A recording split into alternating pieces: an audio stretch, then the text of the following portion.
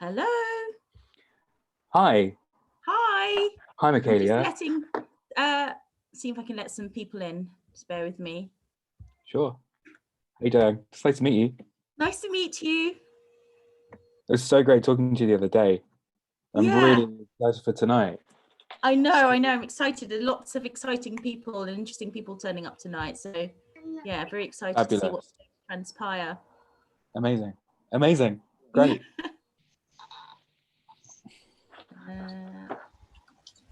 Okay, got lots coming in, so I'm just letting everyone in. Welcome. Hello. Welcome, welcome. Hello. Hello. I'm just letting people in as they come in. There's quite a few. Yeah.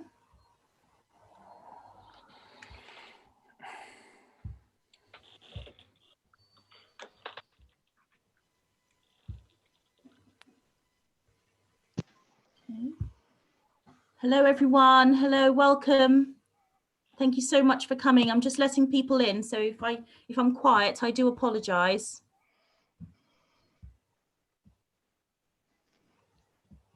Welcome, everyone.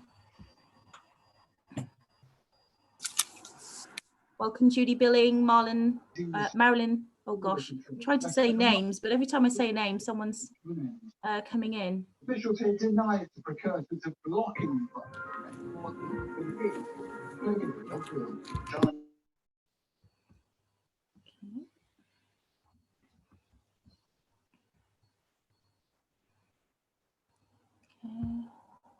Just letting people in.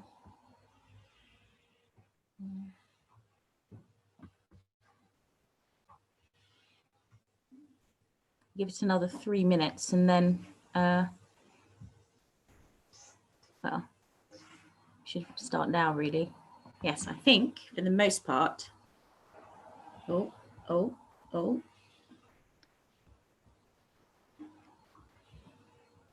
coming in. Okay. Can everyone hear me okay? Yeah? Okay, brilliant.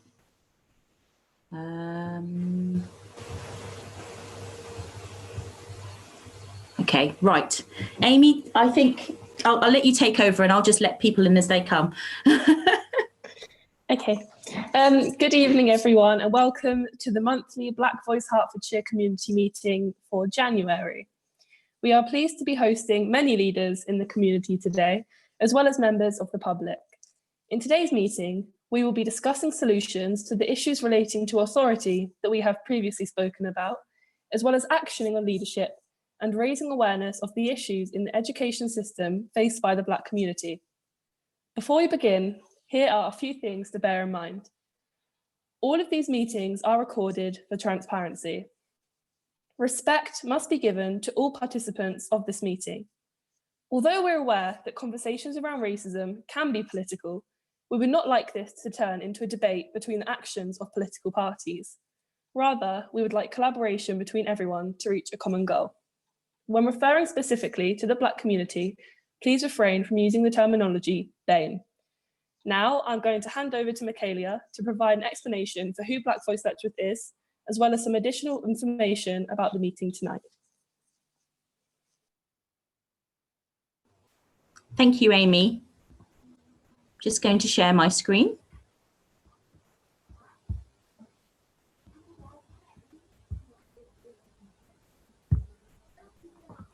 Right, welcome everyone to Black Voice Hertfordshire community meetings. My name is Michaelia Clark. This meeting is recorded for transparency. It's the Hertfordshire platform for the Black voice specifically to be placed in the presence of those who hold the power to implement permanent, ongoing and productive change in the areas of disparities affecting the Black community. Who we are. Black Voice Letchworth is an unincorporated organisation founded by Michaelia Clark together with a group of like-minded individuals locally and beyond, have come together to support those of Black African and Caribbean heritage and those raising children of Black African and Caribbean heritage within the community under the BBL 4 pillars: history, culture, creativity, and support. Our main aims are to fundraise for the UK's first Black History Museum, Library and School of Cultural and Creative Arts, and 2, to support the Black community.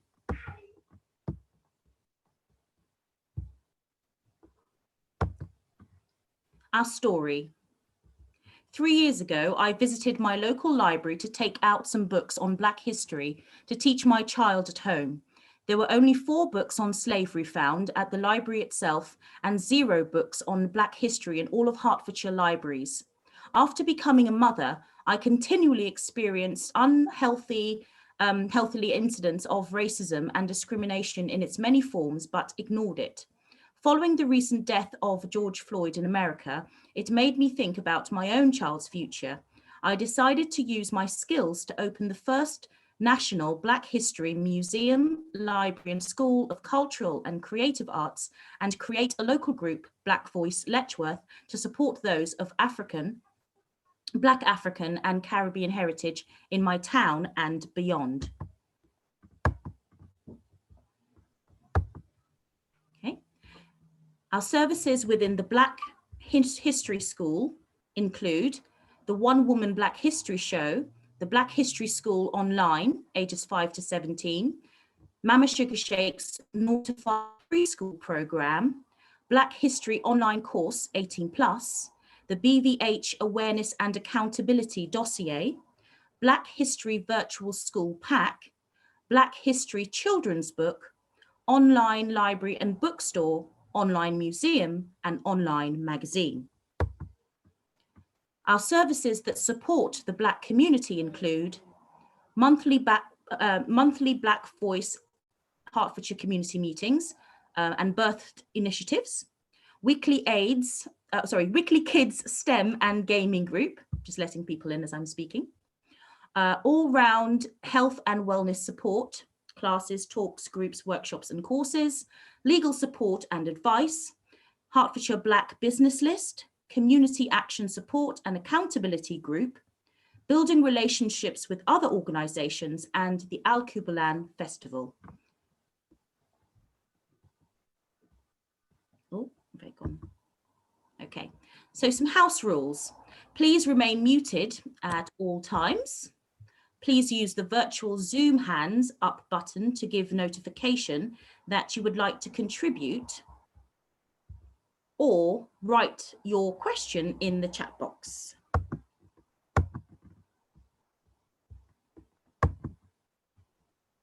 Due to the specific nature of the space, please refrain from using any and all known and unknown ethnic group acronyms and words. That includes BAME. Number 3, please wait for a contribution to end before you contribute. Raised voices or voice over a contribution is not permitted. Please do not swear or use foul language, and please place all contact information, events for your projects, your organisation you wish to share within the chat. The agenda for tonight: each issue discussed goes through an issue, solution and action test to ensure productivity from issues raised. Today, we will be sharing actions on the issues within Black leadership, sharing solutions on the issues within authority, discussing the issues within education. The last hour will be given to the floor for a free discussion. Thank you.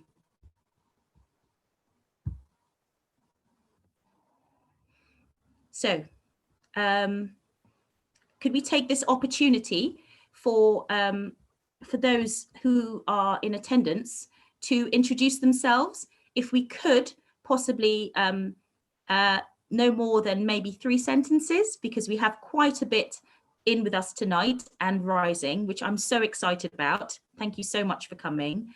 Should we start with Mr. Will Coles? Hi, everyone. Wow, that's overwhelming. Thanks so much for the introduction. My name is Will. I run a local spoken word event and just looking to learn and listen, basically. Thanks very much. Welcome, Will. Should we go over to Amy McDonald? Hello, so I volunteer with Black Voice Letchworth. I am the chair of this meeting, but other than that, I do like marketing and stuff like that for Black Voice Letchworth, and I'm a student. Welcome, Amy. Should we go over to Anna Redmond? Hi, I'm Anna Redmond. I'm a science teacher in Stevenage, and I'm looking to see how I can improve my practice in the classroom, primarily. Welcome, Anna. Welcome. Councillor Val Bryant. Hi, I'm Val. I'm one of the 3 Burton councillors here tonight. Labour group. As well as being a Labour councillor, I'm also a teacher, and I've come here to learn in both roles. Welcome, Val. Welcome. Councillor Paul Clark. Remembering to take myself off of mute first. I'm a councillor in Hitchin Highbury for the Liberal Democrats. I'm deputy leader of the council in the joint administration. I'm here to listen and learn. Welcome, Paul. Councillor Ian Albert. Hello, good evening, everyone. My name's Ian Albert. I'm also, like Val and Judy, Labour councillor in Hitchin Bearton Ward. I'm also a member of the cabinet of the joint administration. I'm the responsible for finance and IT on the council. Good evening. Welcome, Ian. Christine Kell.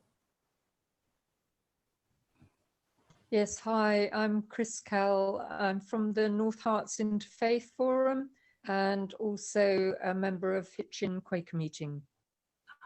Welcome, welcome, Christine. Thomas Irvine. Hi everyone, thanks for having me. My name is Thomas. I'm with Will. I help run the spoken word event and I work in publishing. Welcome, Thomas. Ali Berwick. Hello everyone, my name's Ali Berwick and I am an assistant head teacher at the John Henry Newman School in Stevenage, and I'm here because I have a leadership role in the Equality, Diversity and Inclusivity Working Party that we've just started. Fabulous. What a great intro. Thank you, Ali. Bob Deering. Yeah, hello, I'm Bob Deering. I'm a Conservative County Councillor. I represent the division in Hertford. I'm absolutely here to listen and learn. Thank you. Welcome, Bob. Glenn.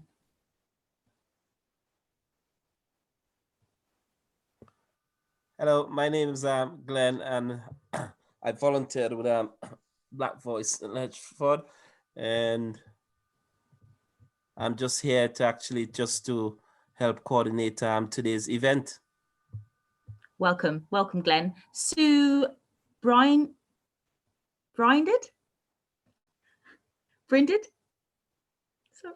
Sue Brinded, welcome. Would you like to say something? Are you okay? You're on mute, Sue. Sorry, can you hear me now? Standard problem. I'm working at St Nicholas Primary School in Stevenage, and we've also got diversity on our agenda at the moment, trying to raise the profile in our school. There's a couple of us from the school here today and just want to get some information and learn something. Welcome, Sue, welcome. Linda Jack. Okay. Hi, Michaelia. I'm not actually from Hertfordshire. That's fine. That's fine. I'm from Bedford, and I met Michaelia at we had an event earlier on this week in Bedford, and I just thought it'd be really interesting to see what you're doing and to see what we can learn from you, really. So again, I'm here to listen. Thank you. Welcome, Linda. Welcome. Adelaide Yarwood. That's correct. Hello, everyone. You've just had my colleague on, Sue. So I'm Adelaide. I'm the head at St Nicholas in Stevenage. And as she said, we've got a very diverse community, and we feel that we need, as a staff team, to learn and sort of reflect things from their point of view. And we felt this was a good place to start. Super healthy. Welcome, Adelaide. Welcome. Kate? Kate? Oh. Sorry, I was just trying to start my video. Hi, I'm Kate Roberts, and I am a volunteer with Black Voice Letchworth. I help out with funding, a few secretarial duties, and tonight I am checking for raised hands, so that's electronic hands. I can't get you all on one screen, so physical hands will be trickier to see. If you don't know how to raise your hand electronically, send me a message in the chat and I will do my best to help you, and I'll try and make sure I get to everybody in order as well. Welcome, Kate. Councillor Daniel Allen. Is he there? Hi, Michaelia. Hello. Hi. Yes, you'll have to. I do apologise. I'm driving at the moment. I am a local councillor covering the Grange in Letchworth. I'm a general agitator and pain in the bum, and I will do my best to help where I can. Welcome, Daniel. Judy Billing. That's me. Good evening. My name is Judy Billing. As you've just said, I'm a local councillor in Hitchin. I'm a district councillor and a county councillor, and I speak on education matters for the county Labour group. I just wanted to say though that I'm not able to be here for very long tonight, so I popped in to say hello and listen for as long as I can. Welcome, Judy. You're welcome. Welcome. Thank you so much for coming. Tina Howard.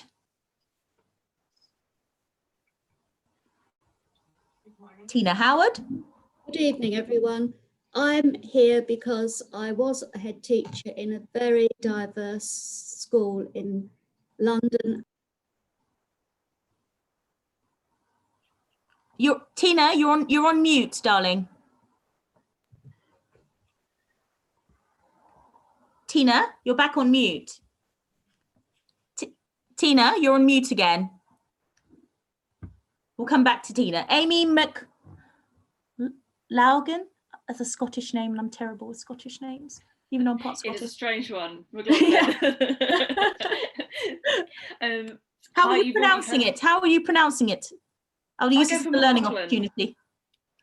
Amy McLaughlin. McLaughlin. Yes. See, teach people your name. It's a good name.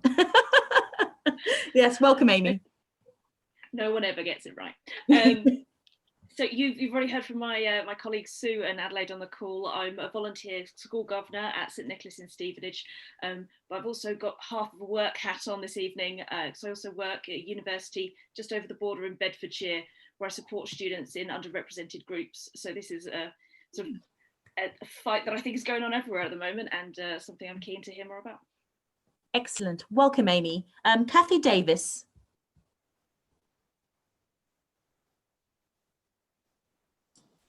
Hi everybody, hi there. It's lovely to be here. I'm representing Stanborough School in Welwyn Garden City with two hats on really. I'm here on behalf of Jessica Blight, the Deputy Head, whose jurisdiction is to get people involved and get the students involved in issues and BAME issues, but also as an English teacher as well. I really do think that our curriculum needs to have more writers which are BAME, and yeah, I'm just here to meet people and learn some new things. Thanks.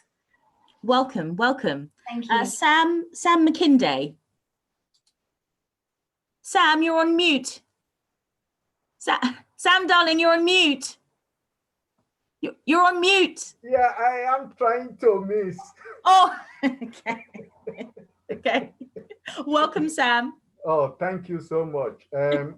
My name is Sam, and I'm originally from Nigeria. I teach in Stevenage at Thomas Allen, and I'm a member of the NEU, and I've just come from a meeting because I'm trying to introduce Black in British curriculum in schools. So that's why I'm really interested in this. And also, I've just been appointed as a member of the curriculum quality assurance with the AQA. So, which is part of what I'm trying to do there also. So, I'm really interested in this to see how we could move things on, because I want to see Black being seen as part of, not as added on. Yes, that is a mantra for tonight, if there was ever one. Thank you so much, Sam. Niall Miguel. I apologise for name pronunciations. Niall had messaged earlier on to say that they're a head teacher from Hailbury, Tanford, and they were just doing bedtime, so they were going to keep quiet and listen. I hope that was okay to share that now.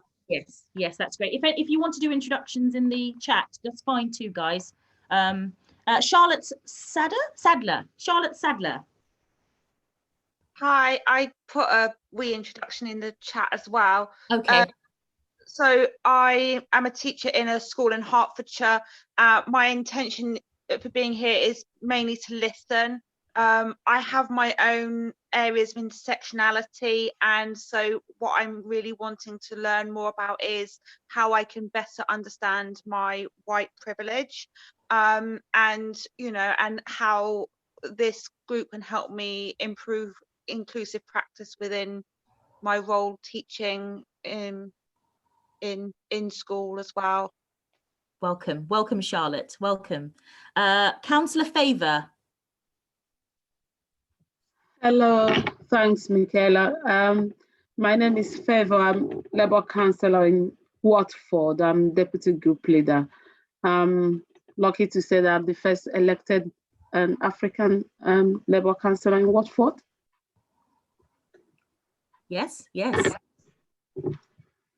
Welcome, Councillor Favour. And yes, and Una Alexis, Pursuit of Happiness. Una, you there? Should we come back to Una? Right, so have we gone through everybody? No, I think they're... Hi, Michaela. Hi, Una. Hi. Sorry, guys. Yeah, I'm Una. I'm from Pursuit of Happiness. I'm just a fellow supporter of Michaela, and yeah, I enjoy coming to her meetings and seeing what she's doing, because she's powerful and she has got a lot ahead of her. Thank you so much, Una. You're very kind. Jonathan Clark. Hi, I'm part of the same group. Sorry, I'm doing about 3 different things at once. Let me just put my camera on. I'm part of the same group as Amy, Michaela, and Kate, and I'm also married to Michaela. I'm my husband. Hi. Sonia Carr. Oh, has Sonia Carr spoken? I don't know. No, she hasn't. I have. Sonia Carr. Hello, No, Sonia... everybody. Good evening. I'm from Wiltshire Racial Equality Council, and we are one of the last racial equalities left in Great Britain. So I want to say good evening. My camera's not on because I'm in my pajamas, so that's my excuse. Thank you. That's fine. Great stuff. I think we have got everybody. Okay. If I haven't, please say it now. Right. Okay. I think we've introduced everybody. Okay. Right. Let's begin. So the first the first subject on the agenda I'd like to bring to the table is the actioning on leadership. We've had 2 meetings on this previously. As I highlighted in the introduction, everything that's discussed within these meetings, we put through a test. So, for example, if a subject is put on the agenda for the first time, the issues are discussed and pulled apart. And the second time we meet, the solutions are then discussed and pulled apart.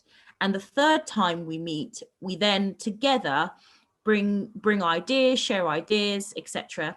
And then the ongoing meeting is supporting each other's in the productivity of those ideas that we bring together, either collectively through your networking and contacts, whatever is working, the contribution. So the the goal here is not just a fancy action, you know, like a lovely event or something like that. The main goal here is to get productivity from the actions we're doing. So if you have noticed that within your classroom or within your school that the Black children are not excelling, and there seems to be a tie-in there, and you have come to this meeting to aid that, whatever you get from this meeting, whatever you devise in your action, we are to support you in that actually being productive through our contacts, through our resources, etc., etc., etc. Have I explained that properly? Yeah, okay, great. Wonderful. Right, okay. So with regards to leadership, so as we know, we don't see not many Black representatives within leadership, and it's something that we wish to change. I'd like to begin by sharing with you the BVL action on this going forward. We would like to, out of this meeting, but the contributions that come to it, devise a dossier, an awareness dossier that will be written up and will be able, different sectors can access it to implement in their institutions. So whether it be in education, whether it be in authority, whether it be in health, whether it be in employment, we would like this dossier to be a very productive dossier that, if read and what is implemented, will help aid the Black community. Because as you know, we're 3% of the population, which would mean the average business, organization, institution won't really have many Black voices to contribute to change. 9 times out of 10, if you're a headmaster of majority white middle class school and you want to implement change in minds, it's difficult to find someone, you know, Black people that would contribute to that, and spaces where you can discuss that and find other colleagues working in the same area with the same struggles to find ways through your area that you can actually implement change. So this is what we would like to see with all the contributions that are happening. We don't want any contribution to go to waste. We would like that to be put into some sort of dossier online, that, or easy access for teachers. I wanted to talk to the teachers today to speak to them about the format in which that develops, which will be easier for them to access, so that they can have the dossier to implement change in their policies, in their interactions, etc. As well as teachers, I think, applying change with maybe being more attentive to someone who's Black. I mean, probably that would be your first initial situation, but it's also a dossier that, with the partnerships and voices with the Black community contributing to this, you can actually hear maybe from parents and then implement a certain approach that is organic, specific to the Black voice, because there is an organic approach with teaching to Black children, which I don't think many teachers are taught in teaching school. Yeah, so I'm hoping that this is not hoping, it will be our action. It won't just be our action for education, it'll be our action for various sectors as well. So yes, that's our action. I just wanted to put to, did anyone have any actions on leadership today? Hi, Michaela. Can we add to that document information on Black hair? Because Black children, if they wear their hair natural, they're more than like 51% more likely to be excluded from school because they're not following the school's hair policy. So could we add Black hair onto your dossier? Because we're doing the same thing in Wiltshire. Thank you. Yes, Amy, could you pop that in the chat, please? So just an extra note to everybody. The chat is being used as our minutes, So any note, any action or anything that you're already doing, or your council or your organisation is already doing, we would really like to know about, because the black people don't know much about what's going on. That's definitely something we need to add in the dossier, because the hair thing is an issue, I think, with awareness. Thank you so much for that contribution. Yes. Anyone else? We've got a raised hand from Councillor Favour. Yes. Councillor Favour. Thanks, Michaela. I just wanted to say that in the Watford African Caribbean Association, we've done quite a lot of work in different categories. We've done work in education, we've done in literature, we've done in health and social care, because I'm a camps manager myself, and I sit on NHS Mental Health Inequality Task Force. So we've done quite a lot of work in Watford African Caribbean Association, mapping out these things. We brought some Black authors during our series of the Black History events throughout last year, because I moved the motion in the council to raise the profile of Black History events and have series of events. And so we've done quite a huge amount of work in Watford. So it might be worth picking up from there or liaising with the chair of Watford African Caribbean Association, who is Clive Saunders, OBE, so that we don't sort of reinvent the wheel. We've set up a lot of task force to work on so many things. We are trying to work on a theme, documenting our histories, documenting our journey in Watford, documenting our achievements and different aspects of our lives. So there's so much going on that I thought it might be worth looking at, so that we don't reinvent the wheel. Thank you. That's a fantastic contribution. Could I just ask Councillor Favour if she could possibly put the name of that organisation? Okay. BVL will definitely be contacting them and seeing what we can do to contribute to that journey of that, and just partnering on whatever they may need. Yeah, I'm typing it now. Yeah. And we also have a youth project. So we have Sickle Cell Foundation. We are quite busy, to be honest.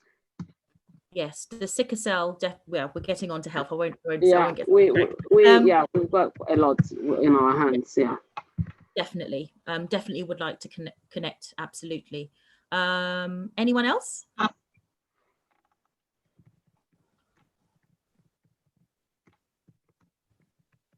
Anyone else got any actioning on leadership? That's okay if you don't worry. Yes, Michaela. Sam? Yeah. Michaela. Yes, Sam, yes. Okay, yeah. Thank you. I mean, sometimes when we talk of leadership, we are just thinking of people, say like Prime Minister and so on. We might not be Prime Minister.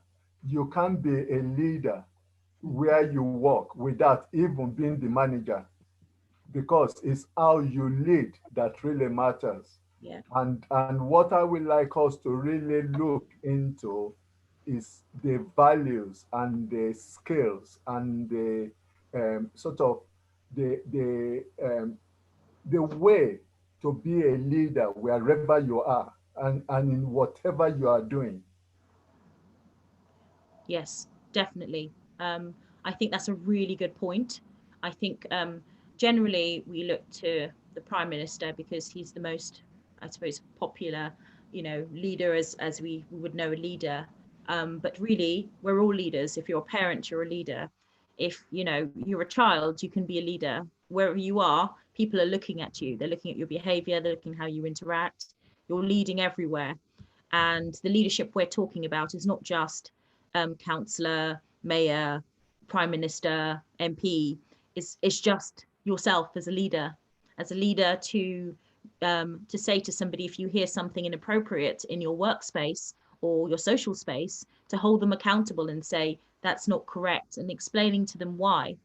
It may not happen for the first conversation, but at least you contributed that, being a leader, to make a stand and say that's not okay.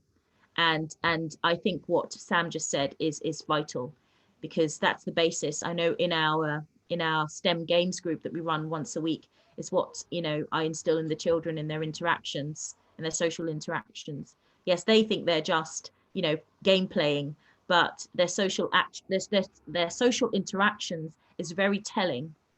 So if you are on I will say, following on from that, if you think you're just a volunteer, you know, helping out on the school grounds, for example, you know, watching the kids, and you see and hear something inappropriate, don't say, I didn't see it, there's nothing I can do. Never say that to a child, any child actually, because that's not helpful, because to you, they see you as you're able to do everything. Investigate, hold us accountable, don't ignore things. And I think that's the leadership we want to see from all our leaders, no matter what your title. Anyone else? We'll come to Charlotte Sadler next. Yeah. Yeah, I just wanted to add a comment to what Sam said before. I think what he says is true. We can all be leaders in our own community, within our own sphere of influence. And one person, if I can put a book recommendation out there, somebody who's been a huge influence on my kind of sphere of thought around, you know, Black Lives Matter, LGBTQ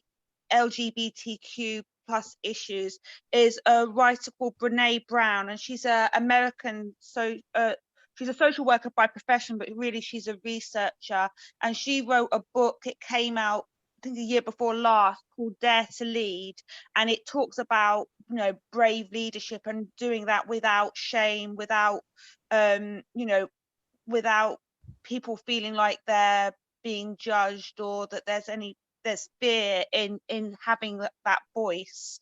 And I actually, in my previous school, I had this really strong intuition to get it for the head teacher for Christmas, and I did, and she found it so just, she was overwhelmed by it. And I think anyone who kind of, you know, I think a lot of people with intersectionality struggle with shame, and her book Dare to Lead is really powerful in encouraging us to have a voice regardless of, you know, our role, our, you know, I suppose, areas of shame. Yes, was wonderful. Sorry, is that Charlotte Sadler? Is that who just contributed? Sadler, just there? yeah. Yes. Sadler. Hello. Yes. Yeah, that's great. I think that's wonderful. If you could put the name of the book in the chat, please, so it can be shared with others that find it interesting. In the chat. Yes, in the chat there. I will say as well, just to contribute to that, with our educators in schools right now, just be aware that when you do take literature that to aid the Black voice specifically, that you actually choose literature that is specific to the Black voice. I know there's a lot of literature out there right now that covers inclusivity in a broad spec, which is helpful. It helps you if that's not an area that you're familiar with. It helps you see a different area beyond your beyond that area that you live in, basically. But when it comes to specifically dealing with the Black voice, just with that, also include literature that is specific to the Black voice also, because that journey is very specific. And if you try to apply the broad spectrum of an inclusivity application to a specific area, you may get clashes and make the issues worse than it needs to be. Yeah. So that's the only advice I would contribute to that journey of finding literature. Is there anyone else? Sonia Carr, please. Yes, hello again, everybody. To add to what Charlotte and Michaela has said, A bit of history here for you all. Taking the knee is not an American phenomenon, it is a British, and it was started by Josiah Wedgwood in 1787. He designed a series of medallions with a black slave kneeling, and on there it says, "Am I not a man and a brother?" So it's not America. We need to educate our children. Taking the knee is British. Thank you. Thank you, Sonia. It's a great contribution there. Is there another? Those are all the hands. So if you've not got your hand up and you would like to say something, please unmute and speak now. Okay, right. I think that's actioning. We're moving on to the solutions within authority. So we had a police officer who joined us on the first meeting with regards to this subject. He unfortunately couldn't make tonight, but we're still obviously going to talk about it. He finished the meeting by requesting that he wanted contributions to how the police can build the relationship with the Black community. The contribution of BVL that we contributed was that to look at the areas where they are killing us and stop doing that. That's the main area. I think if they do want to build that, if they do want to start to build trust and eradicate the fear and apprehension that the Black community have towards them, the areas of where they're killing us and arresting without cause, etc., etc., etc., needs to be addressed. And by addressed, I mean stop. And then we go into different areas. I had 20 things, but someone said don't share them all, the 20 things. But that's the main thing. Are there any other contributions in how the Black community, how the police can improve their relationship with the Black community?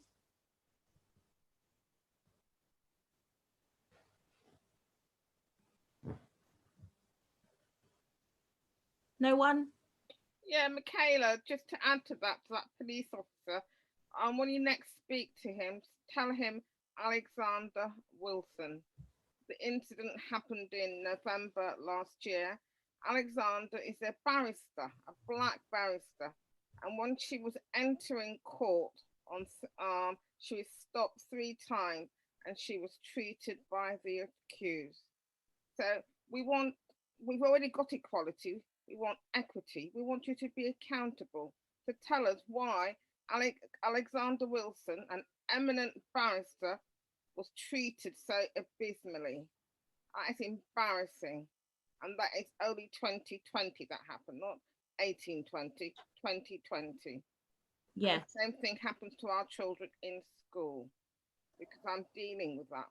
And the youngest child I'm dealing with at the moment, who is self-harming, she's 4 years old, and the only thing a 4-year-old should be worried about is whether her unicorn is pink or purple, not about wanting to scratch herself white to be like her mother. Oh no. Oh no. And that is happening. It is happening. I had to, well, I went on I went on a hold a 2-year Black is Beautiful with my son. Because he was going to a local nursery school. There was nothing, quote unquote, wrong with the nursery. It's actually one of the best nurseries in Letchworth. It's got outstanding, it's very clean. They have a good reputation within the community and beyond. Been there for years, great. But one day my son came home and he said to me, "Mum, I don't like my hair." I said, "What do you mean you don't?" He was 3, he was 3 years old. And he said to me, "I don't like my hair." I said, "What do you mean you don't like your hair?" Didn't even know it was a thing. He said he doesn't like it because it's not like his friends. It doesn't move like his friends. I said, I had to take a moment back. And I had to explain to him, your hair can do so many things. And he said, "No, it can't. It just stays up. It just stays up." I said, It can stay up, it can stay down, it can be plaited, it can be short, it could do 1,000 things at the same time. And it took me 2 years for my son to love his hair. And now today, so I'll tell you the journey. What happened, I did it in twists. I don't know if you're familiar with twists with black hair, but it's when you take 2 pieces of hair, when it's very curly, and you twist it into a curl. So I did it in twists. And he loved that because he got to go boing, boing, boing. So he loved that. He was 3 at the time. So he loved that. And so much that he got a pair of scissors and cut it off because he thought he could play with it. And then he realized that it falls apart. And he was like, Mummy, I said, what did you do? He said, oh, I cut a hole in my hair because I wanted to play with the, he thought it was, he thought it would stay and keep its form. And now he's now 10. And this boy he won't let me touch it because I want it puffy, Mum. I want it puffy because it looks cool. I want it big. So the thing he was saying to me when he was 3 that he, quote unquote, didn't like about himself, he's now saying that's what he loves about himself, the wildness of it. He wanted to go wild. So don't you want me to braid it? No, I want it to be wild. You're ruining my identity. When he said that, I thought, my job is done. My job is done. And that is actually the responsibility of not just the parent, the school as well, the teachers, because it takes a village to raise a child. I know it's an old saying, right? And I know people say it in conversation, but it does take a village. And as teachers, yes, you're educators, but you're also parents too. You're also leaders too. So in that situation there, when you say to a parent that their child can't have their hair a certain way or whatever, it registers differently than it would to someone who was white. Because with black hair, there is a cultural and historical identity issue within there, within law, British law, within social interaction. There's history there with our hair, and culturally as well, and culturally. Our hair from the very get-go with black hair is how we express status, how we express which tribe we're from, etc., etc., etc.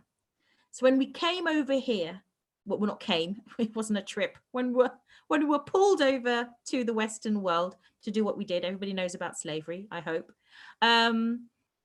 There was many laws that were created to cover our hair, the women, to cover our hair, to not show it, because it was something that was deemed that was either unpretty or that they felt that the people who were black were getting status, and because they were intermarrying, their skin was getting lighter, so they couldn't identify who was black and who wasn't. So they put a law with the covering of the hair. All black women of black heritage had to cover their hair.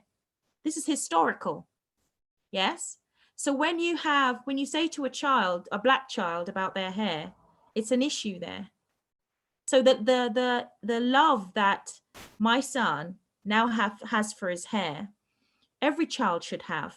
It shouldn't be that the parent is just throwing that love at home, and the school or teachers are pushing against that. And to be honest, vice versa. It takes the child, the parent, and the school working in partnership on the same page for a seed to grow. If everybody recognizes their position in that, the child will succeed. And each seed is different. As you all know, you're educators, each seed is different. And with children who are black, they are different. You can't apply the same method of dealing with people who deal with disparity or the word which shall remain nameless, the same way, because historically their experience and presently is different. So that's what I like to contribute to that, the love of finding yourself within hair. Once they find that, they'll be able to contribute in your classes better. They need to know who they are. Thanks, Michaelia. Sam McKinday, to speak next. He's been waiting a little while, and then immediately after, Glenn, please. Yes. Michaela, I will just take you back to that place, please. I'm not sure whether people, I mean, I've been trying to search my computer while you are talking, but I've not been able to get it. Okay. But there is sort of, it's a sort of an emblem that British used to give or still give to people from their colony that have done something really good for Britain. And I think that that emblem or that badge sort of depict what the British police are still doing. That is, on it, they have a George, is meant to be a Saint Michael, who had wings of angel, everything, but with a sword, stepping on the neck of a black person. Okay, and that image, I think, in my own opinion, is still very much alive, that our police see themselves as the savior, and as such, they carry all the badge of honor, they carry their baton, they carry their, whatever their handcuffs, and they think that black needs to be muted. Yes, I do believe that. Even if you have a police officer saying, well, I'm not like that, I do this, I'm trying to do this, I'm doing this. But your institution as a whole, what we're trying to highlight here is built on that. Yeah. Your institution is built on that. That's what we're trying to highlight. You can, on the previous meeting, I said I had 20 things of how the police can build their relationship with the black community. Today, they can implement those things done today. However, if you don't get the base correct, it will all be destructive. In each and every one of your sectors that you're coming from right now, I could devise 20 things that you could implement. However, if you have a racist system, it might as well I wouldn't do anything, to be honest, because it won't flourish. The soil has to be fertile for it to flourish. So if you're here as a teacher and you're trying to implement change, and your headmaster is thinking, well, I don't believe races, this Black Lives Matter is anything we need to worry about, or I don't believe white privilege exists. If you work hard, then you can achieve anything. If we just teach them how to study, and if they just stop being lazy and worked hard, which I've heard, I'm just repeating what I've heard from teachers, stop being lazy and worked hard in the classes, they will succeed. Now, there are people who have that thought pattern. There are teachers out there, leaders, headmasters that have that thought pattern about the black voice. If you're a teacher and you're trying to implement change and you've got 20 things, like we have Sam here, you're trying to get black history, and every time you bring it up at a staff meeting, you're just sidelined. Oh, here's the black guy, he's obviously going to come and say something. We'll just nod our heads and then grin and just give him something for Black History Month.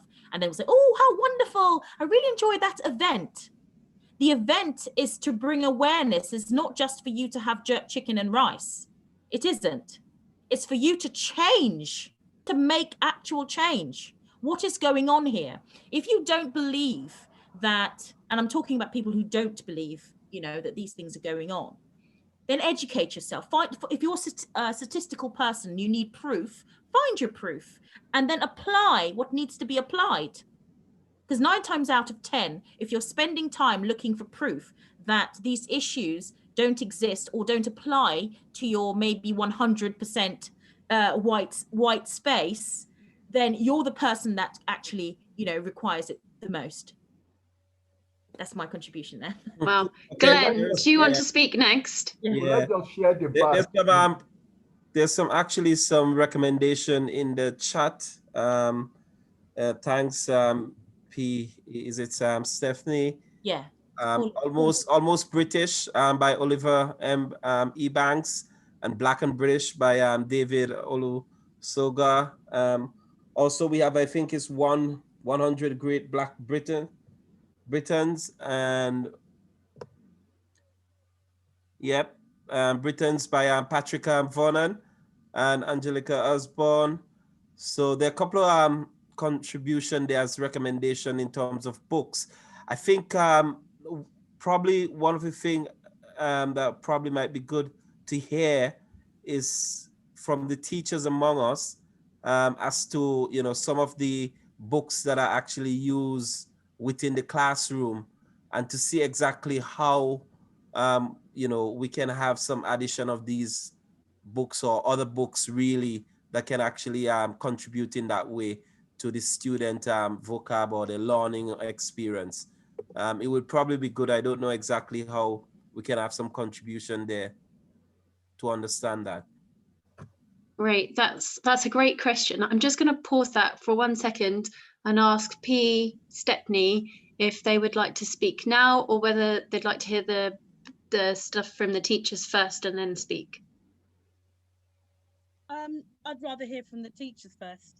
Yeah, that's all right. Okey-doke. Then if any of the teachers would like to chip in and answer to Glenn's question about what is currently looked at in schools, that would be great.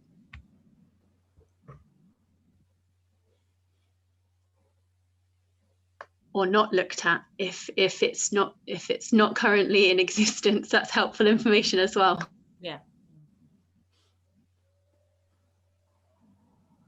Because we have quite a few people tonight that can help you guys. Anna Stephanie is one of them. Oh, sorry, Michaelia. Anna Redmond, were you giving us a thumbs up, or was that a hand up? That was a hand up. So if Anna goes first, and then Kathy Davis. Well, I'm a science teacher, so the books that we use are not literature, and any history we touch on is limited to key scientific developments. But I would say that most of the examples of people in the books are white. Exactly. You know, if there's a picture of a human being, it's usually a white male. So that's something that needs to change. You mentioned, Anna, that you focus on key scientific developments, but Black history, you know what I'm going to say, Sam, don't you? Yeah. You know what I'm going to say. Which is an area maybe, and you know, you can go there. If you're focusing on key scientific developments, that is a huge area. And just to carry on, they're trying to get more Black kids in STEM. You are in a perfect position for that. But they won't be engaged if they don't see themselves. I'll be honest. Yeah, with yeah, exactly. Yeah. So when I'm creating resources, if I've got a picture of a person, then I try and use a Black person or, you know, other ethnic groups. Yeah, don't use a Black person. Use a Black person that contributed key scientific things. There are many of them. Yeah.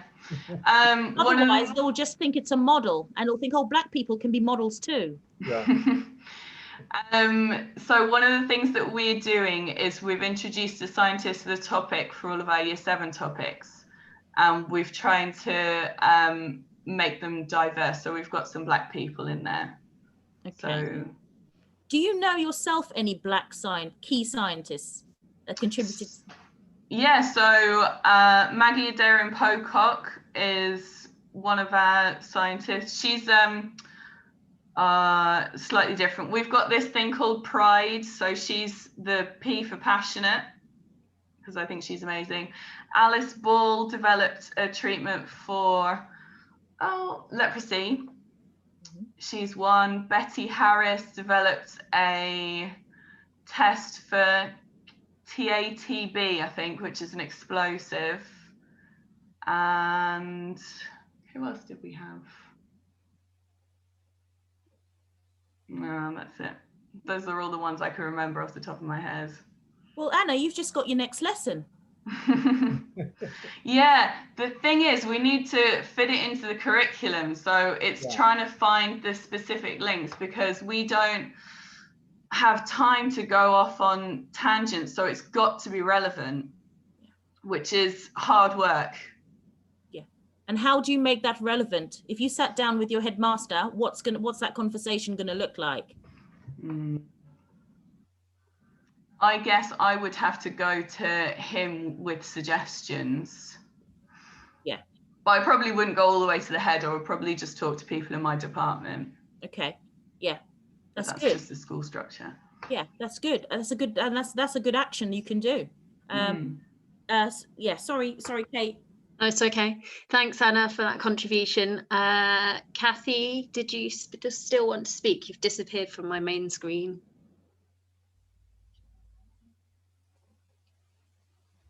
Yeah, hi there. We actually don't have any black writers at all on our Key Stage 3 curriculum, and I think there's one poet that features in the AQA GCSE anthology. But I think quite disturbing actually is we do Of Mice and Men in year 9, and year 9, and there's one key black character there, Crooks, who you may or may not be aware of, but he's seen as very much in the role of being incredibly oppressed and suppressed, and that's the only exposure our students get of a black character. And yes, of course, we have to be so mindful of the issue of transatlantic slave trade and the history of that. We have to teach that. I think it's so important that students know, that terrible period in history, and of course still going on today in many parts of the world. But we need to show our students that there's more to a black character than just being sort of like, I don't want to say pigeonholed, because I don't want to in any way look as if I'm just speaking lightly of something which is so terrible and so brutal. But we need to see black characters who are presented in very different forms, different walks of life. Black characters who are successful, black characters, as the lady said, who are incredible scientists and great writers. And I think we are doing our students a disservice. I have raised this at curriculum meetings, and we are actually trying to do something about it. Our head, Mary John, is incredibly supportive. She wants black voices to have a much bigger platform. So I really do believe I'm in the right place. It just takes a while to get the kind of like the tank turning, if you know what I mean. But that's why I'm here as well, to get ideas as well. So, Kathy, can I contribute to your contribution, if I may? Yes, please do. I do hear this a lot with them from different sectors, where they say it's going to take time, it's going to take a while.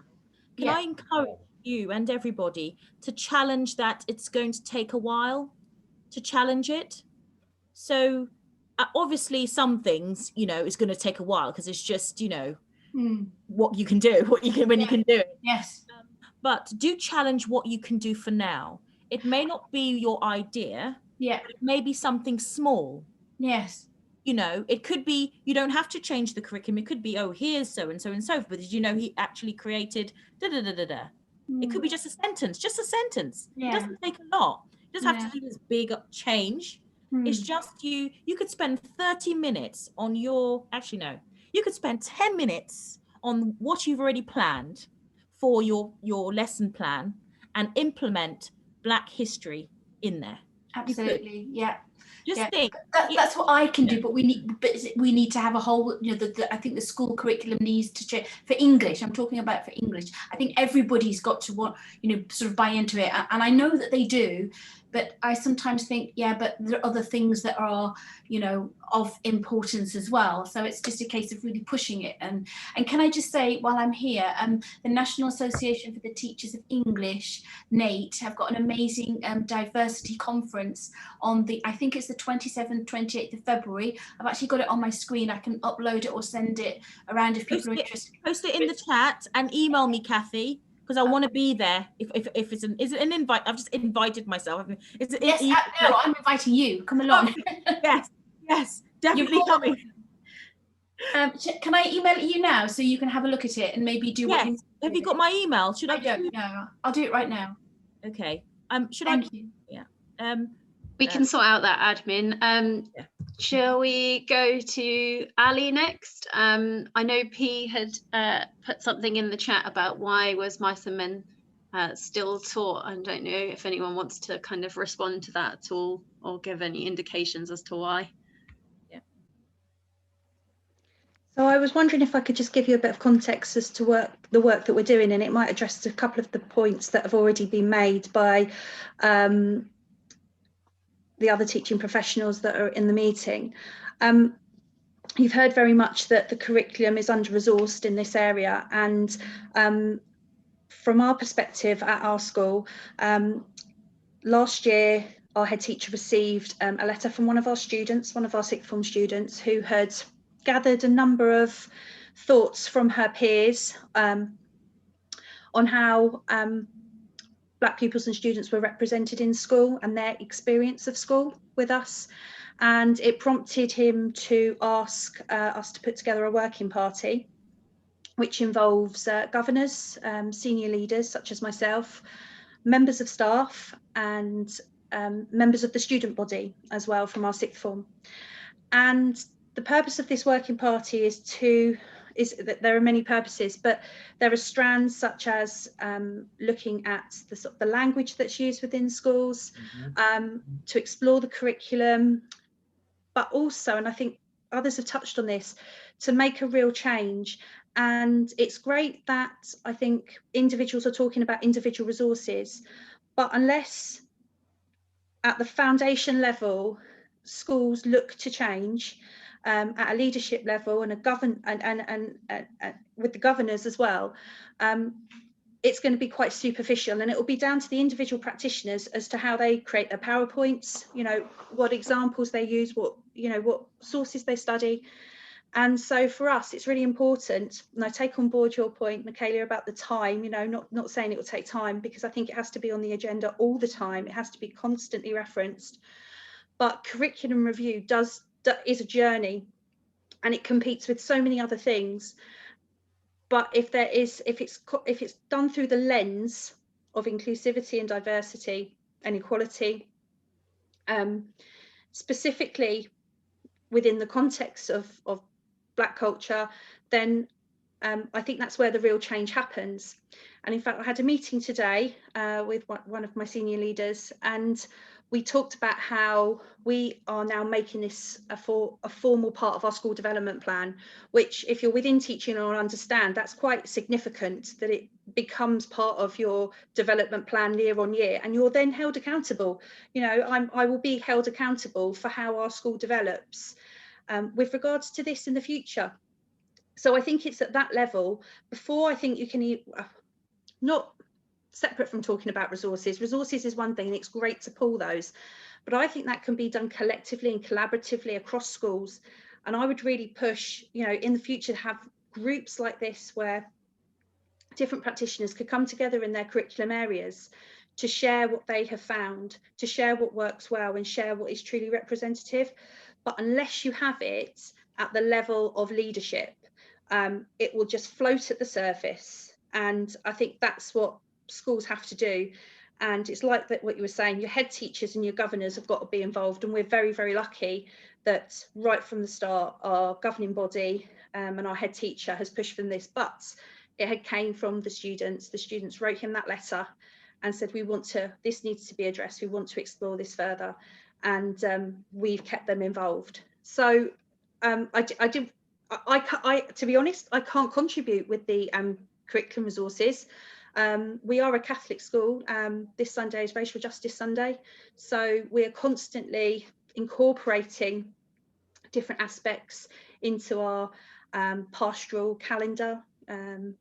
It's all encompassing for us, but I just wanted to kind of put that context in from how I'm working, because it is sort of foundation up, and eventually I hope we have a full reviewed and revived curriculum full of sort of diverse resourcing that we've sort of skimmed the surface on in this discussion. So that's sort of where we are. So sorry to talk for so long, but I thought I'd just explain where I am, because I don't have any, I don't have a list of magic resources at the moment, but what we're doing is sort of we're empowering staff to move forward with this, and we don't have all the answers yet by any means. We have a long, long way to go, but that's the work that we're doing.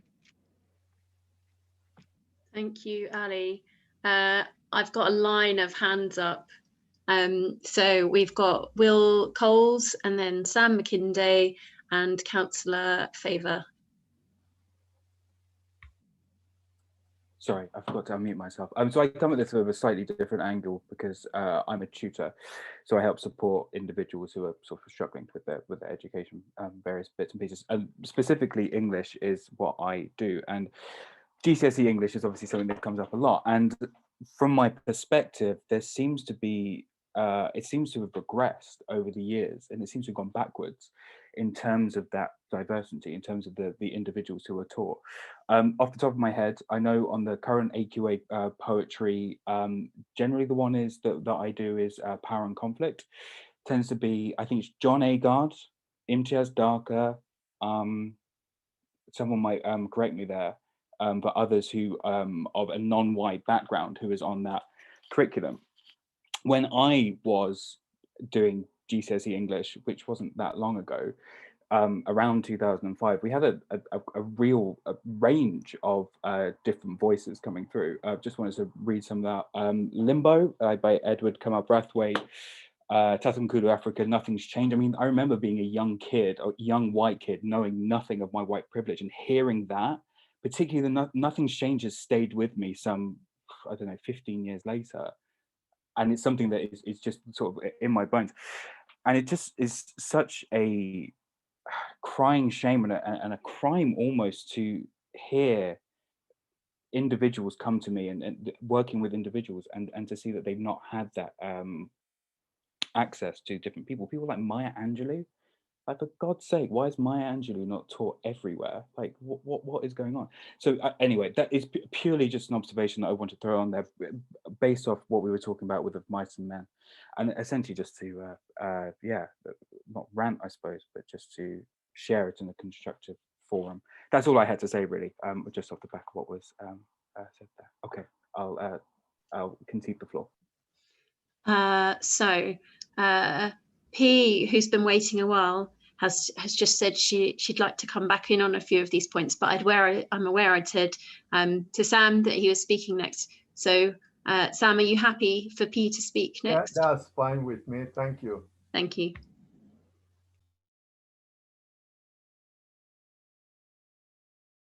P, over to you. Hi, hello. Can everybody hear me? Yes. Yeah, good. Because sometimes my mic can go a bit funny. Yeah, just listen to what everybody says. And I'm sorry I'm late. I actually fell asleep. I've got no excuse. But I picked up on when Sonia was obviously sharing different perspectives that you can actually work with in schools. And it's about looking at the diversity in education, the equality in education. I put in the chat about, I can't believe that mice and men are still included in the reading list to this day. When we were taught it, teachers actually took thrill in having a white child read out the passage where it used the N-word. And that story just, it didn't do anything for me apart from create more problems in the class, more problems with pupils at school. Why on earth is it still there? And why are teachers using it? Do you not have the power to say, I'm not using that book? Because it doesn't teach you anything. It's not a fine piece of work, you know. I'm sorry to the author, but it's not a fine piece of work. It causes distress. I know the Rise of the Phoenix, for instance. My daughter actually said to me, Mummy, am I a savage? Because the way this savage was described was the way we looked. You know, think of the use of language and the sensitivity. What exactly are we teaching here? Is it a great piece of writing? Because there are loads of books out there that are great piece of writing that do not have offensive language. That's the first thing. There's diversity everywhere in schools, and even though it's not included in the curriculum, I'm sure with people power, you use it enough, it will be used. In science, maths, geography, British history, your local history, wherever you are, there is Black history in this country. English lit, there's absolutely tons, and the arts, you know, and it's just a case of doing a bit of research, finding out. I mean, I teach Black history in schools. I know loads of people that do that can come into your school and show you some stuff in fun ways. And we can't come into schools now because of the whole COVID thing, but you can find out about Vivian Thomas. You know, that's a scientist. He was actually very, very well, it actually invented the process that stopped the blue baby syndrome. And even though he did that and taught the white doctors in where he was, he had to go through the janitor's entrance and was always treated like as if he was beneath the people who he was teaching. There's Gladys May Brown. Find out about her. Find out about the different minerals, etc. When you're doing geography, you know, that are across the world, especially in Africa. There's so much to show how rich Africa is. Africa is not a poor country. Africa's just exploited. You know, teach it as it is. You know, if you're in Hertfordshire, if you're in Bedfordshire, the first black mayor was actually married to my cousin that's over there in Stevenage. There's just so much, the Windrush generation that you can find out about. Go to Bedford Museum, who have got an amazing example of how they've included black history into their schools. There's lots of stories for children. If you're primary school, there's My Two Grannies, you know, Peter's Chair. There's so many. Alison Buchanan from Bedford was one of the youngest operatic divas.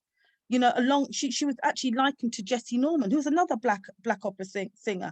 Find out about your local history. It's not that hard, you know, and it does not take time.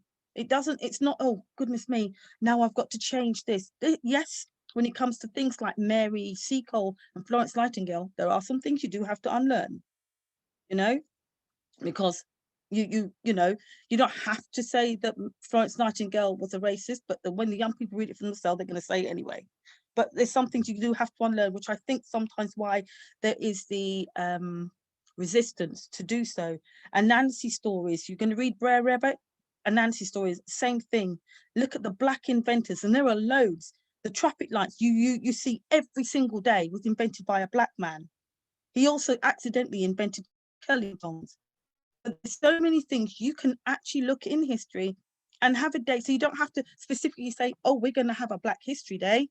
You can just have a day about scientists and have a load of black scientists in there. There's so many black inventors out there that you can just have a day that you're going to talk about invention, along with the phone, the television, traffic lights, gas masks, ironing board, that you can say. And 3 of those things I've said were black inventors. Just putting it out there. It's not that hard to include equality into your curriculum, but you've got to make it a working policy within your curriculum. So it's not just about how the teachers are treated and how the children are treated, it's how you implement your lessons. And I'm obviously not teaching a granny to suck eggs, no way. Have a word with the parents, see what they've got to learn, because with each parent, they have a history or something of their culture or everything else like that. Have a forum where the parents can actually input into your school, and you'll find there'll be more participation from parents, more participation from children, and they'll want to rise more. It's not because black young people want to stay down in the doldrums of education. It's because they're not included. If they can't see themselves, they're not going to really respond. I have seen the change that I was given 18 young people because they said they're just not participating. They're all at risk of being excluded. Now, I am not Superwoman, but the first thing I did was notice that the 17 of these children were black, and there was only one white girl, and even then her stepfather was black. I just did a Black History program, and some of them said, that's my last name. And yeah, they were rowdy at first, but just one of them said, hey, that's my last name. Do you think this is my ancestor? I said, I don't know. Why don't you do some research and find out? Now, this boy said, I ain't writing nothing. I ain't doing nothing, this, that, and the other. The next week, the boy came back with a book. He wrote so much about this person who he swore blind was his ancestor because they had a last name. And he stood up on the day, the teachers couldn't believe it, and he didn't read all of it out, otherwise we'd still be here now because he wrote loads. But the fact is, this young lad who they'd written off, all of a sudden said, do you know what? This is what I want to do. I want to be a pilot. I realize I've got to study and I've got to do this. Stop disengaging in class. But they still had how can I put it? The barrier of whether the teacher liked them or not, whether the teacher understood them or not. And some young black children do learn in a different way. I'm not saying we're different species. It's just that some of how they learn is, I noticed, was a little bit different than just for all children really, sometimes sitting behind a desk is not the only way to learn, you know, and I think you all know this anyway, but I'm just saying I was coming from my youth work perspective, and again, there's only one of the young people out of the 18 that went on to be excluded, and that's because I think it's just gone too far for her, but she has picked herself up since. But it's a case of how willing we are to implement the things that we don't know, because it is learned about sometimes things and being prepared to find out things that you don't know. And you know, my mum said to a teacher one time, when my mum refused to let me learn Robinson Crusoe, because the way it was being taught was teaching me that I was a second-class citizen and that the white person was superior. And my mum said to the teacher, Man Friday understood Robinson Crusoe, so that means he understood the white man's language plus his own. But the white man just preferred to call him Friday because he could not be bothered to find out about him. I am not having my daughter being taught that she's a second-class citizen, so she's not reading this book. The teacher went on to tell my mum how many years she's been teaching. And my mum said, in order for you to continue to teach, you must continue to learn. That's all I have to say. Thank you very much, P. Sam, would you like to come in next? Oh, thank you for that opportunity. There are two things that I want to do. The emblem that I was referring to earlier on, I found it. So if I could share the screen, I will share it with everybody. Then the second bit, I could go on to that while they are possibly doing the sharing screen for me, is that our schools wants to remain autonomous. And to me, what John Henry Newman is doing is more of things that we need to bring into the community. That is making our schools community schools, where we will be able to share such ideas. Because what you are doing, John Henry Newman, I'm doing it at Thomas Lane, just about 30 minutes. Less than 15 minutes walk from you, okay? But we've not really been able to discuss that idea. We've not been able to share it. So that to me, our curriculum could be, we could share it amongst ourselves, and we find that really it's just small bits that each person needs to contribute. And that's the purpose where we are now looking at it in NEU. That is Black in British curriculum. It's not just the history. Forget it, okay? It's not just the history, because, I mean, who was using iron while Britain was still in Old Stone Age? Nigeria, that's who. In Nigeria, we were already using iron. And Timbuktu. Okay, okay. So that there are some things that we need to really bring back to basics, so that we need to introduce those type of things in our discussions, so that people know. I mean, everybody is carrying iPhone around now. There are bits of that iPhone that without Africa, we will not be having that iPhone. Okay, so that there are some things that we need to start to bring to light.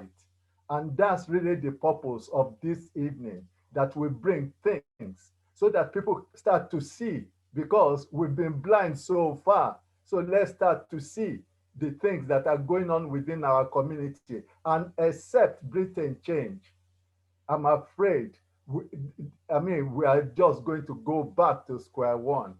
I mean, Black Lives Matter in America. Sam, can you share your screen? I've given you permission. You can share the screen. Oh, thank you. Yeah.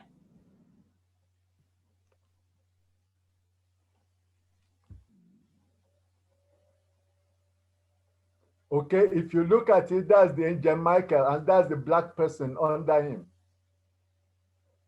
Okay, same with sword, which is just like the handcuffs that our police are carrying around now.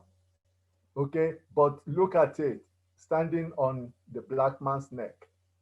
All right, so, and the problem is that this badge is still being given to people once they've done something for Britain overseas. And if British government still continues, I mean, our Queen still continues to give this type of badge to people, then it means that really we need to start to speak out about it.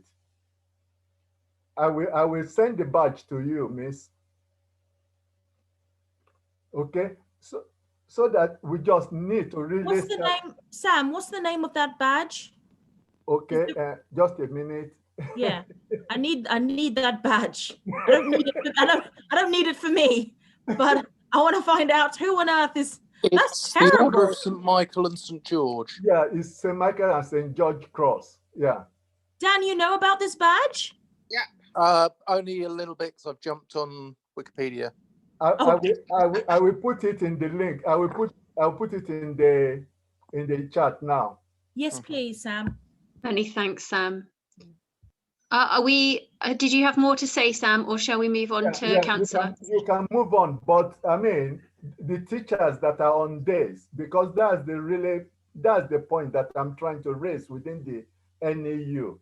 And that's why, I mean, every month we meet, every last Friday of the month, we meet together. And you do not have to be a member of NEU. We want to involve black, white, anybody in it, so that we move the discussion on beyond just history. Is the discussion now that we need to start to have is really put black into our system, making it part of the system, not as added on. So that's it. Thank you. Sam, don't forget to put that meeting in the chat, please. I'm very interested. I will. Thank you. Many thanks. Councillor Favour, please. Thank you so much. And thank you, P. That was a wonderful contribution. I wanted to say that I agree with Michaela that we can't say it's going to take a long time. We have to start from where we are and start doing some bits. I do know that changing curriculum at a national level require some work through the parliament, and we are doing our best as opposition leaders. The shadow minister for education, we are working with her on that already. But at our level, there are various things that we can do to begin to change the narrative for our people. And Sam is right to say you should go beyond history, and we should begin to talk of our identity and our voice. I actually went into politics by accident. Not that I was so keen about politics as a person, but because of an experience my daughter had in primary school at the age of 6. And another child wouldn't play with her because, according to the child, she's black. And that spurred me to challenge the school and all that. And I ended up being a school governor. But something happened on the day I went to see the children in the school. I was year 6 link governor. And after speaking in the class, one of the, how children ask you questions. I asked them to ask me questions. So in particular, only one black girl in the class.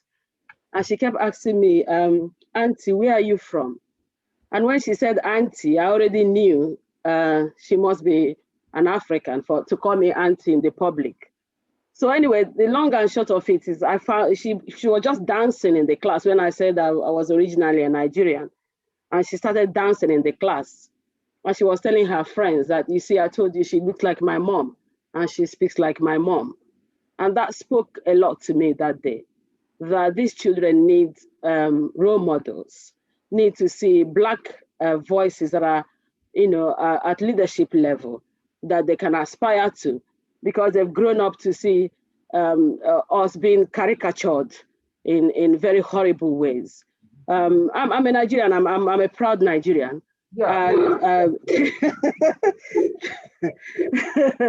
Thank you. And I was the founder and the first chair of Nigerians in Watford. And the day we launched Nigerians in Watford, even the MPs and everyone were surprised on the caliber of people they saw on the forum. And when we shared our history and our culture and our food and our dresses and our dance and everything about us, our literature, our identity. It was bursting, and we danced our music, and all my colleagues, all of us, we danced and shook everywhere on that day. And they saw a different side of Africanness on that day, because they saw the real vibrancy of the African culture in display.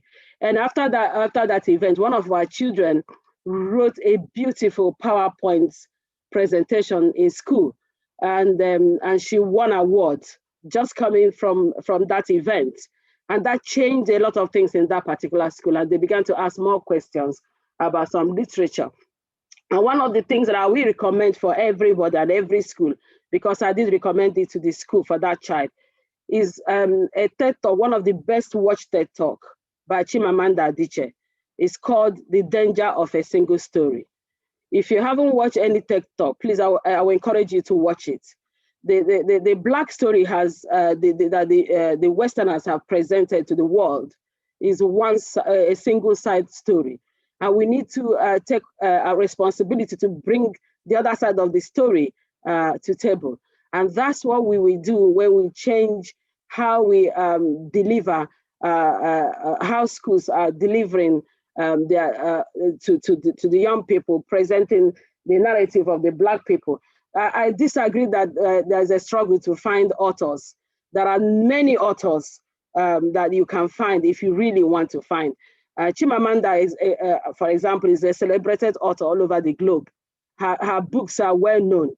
So when I struggle when teachers say, "Oh, we can't find books, we can't find it," the kind of books we find is where the characters are this and that. No, there are millions and thousands of authors, especially Nigerians. I can say because I'm a Nigerian.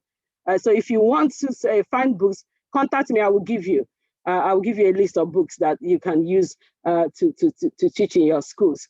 But if you haven't watched any TED Talk, please play The Danger of a Single Story to your students, and you will see how it will invigorate your school. Thank you very much. Thank you very much. I've put the title of that TED Talk into the chat for anyone who wanted to go and look it up. Amy, you've had your hand up a little while and you would be next to speak, but I'm aware that P said that she might have a little quiz to share with us. So I didn't know whether we should do, yes, we should do that first. So P, if you now have permission to share your screen, I think Michaela is going to give it to you. Yeah, she should be able to share it. Okay. P, have a go. Just a quick little. Can anybody see this? Yeah. Yeah. Okay. Basically, all you got to do. I've done this with quite a few children. I call it Say What Who Now, and you've got all these names here. Some people on one side are white, the other people are black. And what you've got to do, I would just use the drawing tool, and then draw and marry up the people who match the other people. The white people match the black people. So. Oh. Pauline, you've got, okay, you cut out for a moment there. You've gone muted. Hello? Again. Sorry, Yeah. can you hear me? Yeah, I am so rubbish with text, sorry. So Michaela and Sonia and Una are not allowed to do this. Oh, that's not fair. No, because you already know, so you're not doing it. I'm gonna sulk. Good, go ahead and sulk. Should we just do it ourselves, P, Yes. or should we use the annotate function on Zoom and all of us draw together and see what happens? Yeah, go ahead. I didn't even know that was a thing. Go for Okay, it. so if people want to annotate their answers on Zoom, if you go to the very top of your screen, there's a thing that says View Options, and underneath there's a button that says Annotate, and if you click on that, you can then pick Draw and a line that you can then draw on the screen with, and it should then start appearing. And now I've told you all that, you're going to be waiting for my answers. I feel really embarrassed because being married to a black woman, I have no idea who any of the people on the left-hand side are. No. Yeah, Have a go. Come on. Actually, now that I've heard that and you're embarrassed, I'm going to pick on you, and you're going to have to go. Who's that with the blue? That's Charlotte. Me. Yeah. Go on. This is really bad. I don't know any of these answers, and I'm a volunteer at BVL. I'm gonna have to go and do some reading this week, Michaela. Okay, Who's done who's done the blue line? That was probably me by mistake. Sonia, go away. I know, that's embarrassing. That was me by mistake. I was playing around, just shows you technology is not, I'm not very good on tech, sorry. I do know my history, promise you. Any of the teachers want to have a go? Any of the teachers? Not Sam, anyone but Sam. Sam. Oh yeah, not Sam. Not Sam. Arthur Wharton and Jamie Redknapp. Any footballers here? I'll be Okay, so we've got a submission for Arthur Wharton and Jamie Redknapp. Yeah, I can't draw the line. Well done, well done. I've drawn it on for you. I'll change my colour. All right. And by the way, in Nzinga and Boadicea, who did that? Yeah, that makes sense as Whose well. line that is? I don't know who did that line. Well, they are correct anyway. Do they know who Nzinga is? Was it a guess or did they know? I googled it. That's cheating. Sorry. No one's allowed to Google. Oh, sorry. Anna. Who's done Thomas Edison and Nzinga? No.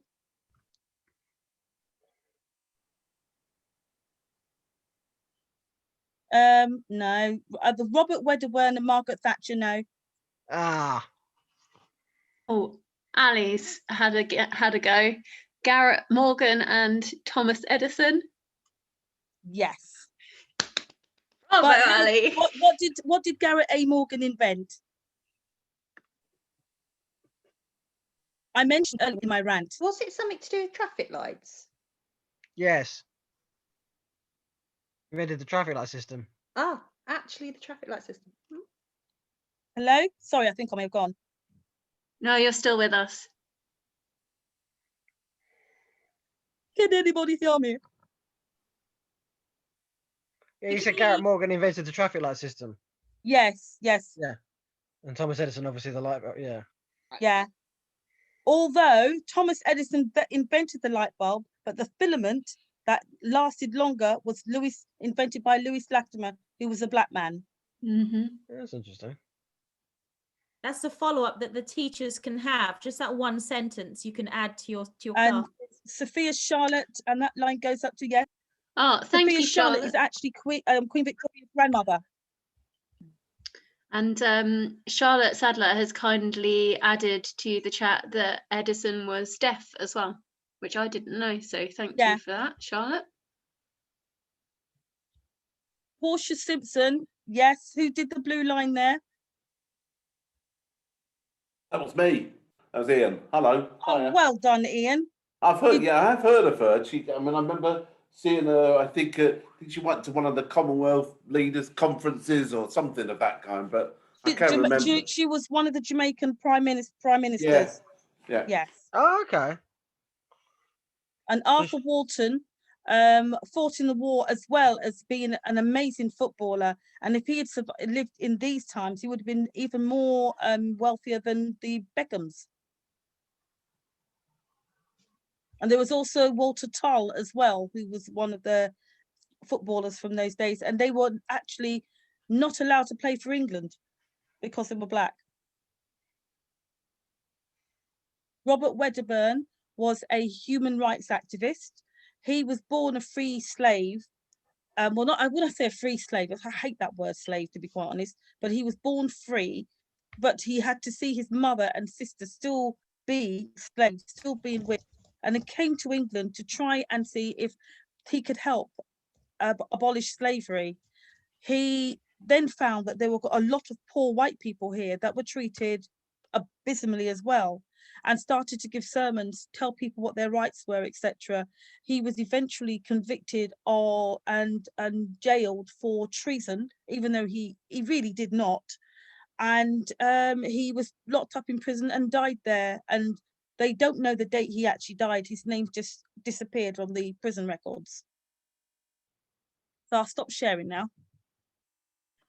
Many thanks, P. Yeah, but that's just a little thing that I do with people. I do loads of different things, pairing up different people and so on. And it just gives you time to go and, as some people did, Google. I will be Googling further, because I know that otherwise at our meeting next week, Michaelia will be asking me these questions again, and I still won't know the answers. Maybe we should have a little quiz every week. I can do a quiz every week. No, you know, she'll be picking on me.